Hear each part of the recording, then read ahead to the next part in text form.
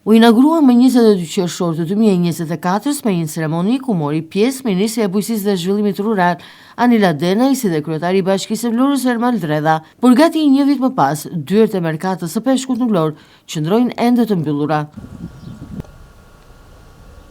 Ditën e inaugurimit me 22 qershor të vitit kaluar, Ministria Denaj dhe kryebashkiaku i Vlorës Dredha prezantuan se për 2 muaj merkata e peshkut do të hapej e do të vendosej në funksion duke kaluar në administrimin e Bashkisë së Vlorës.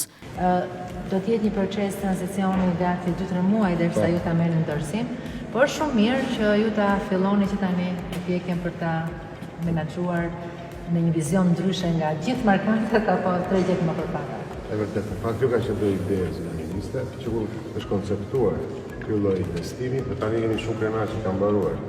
Ne si bashki kemi filluar të ndërmarrë demarsin tonë në bashkëpunim patjetër edhe me ministrin tuaj, për të plotësuar gjithë ato procedura tranzitore, siç ju e pat pak më parë, që në fund 2 muaj maksimumi ne fillojmë ta vendosim në eficiencë.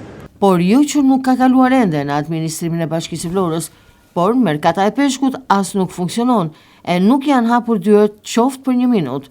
Absurd është fakti se si nuk ka hapur dyert ky investim, në një kohë kur është emëruar administratori i merkatës së peshkut, por edhe disa punonjës të cilët marrin rrogat pa bërë asnjë punë. Madje mësohet se paguhen edhe shpenzime të tjera të energjisë elektrike dhe të ujit. Mësohet po ashtu se ka një përplasje mes institucioneve që janë Ministria e Ekonomisë, Ministria e Bujqësisë dhe Bashkia e Vlorës, e ndërsa kanë rënë dakord në parim që merkata e peshkut të administrohet nga Bashkia e Vlorës, zyrtarisht dhe me shkrim.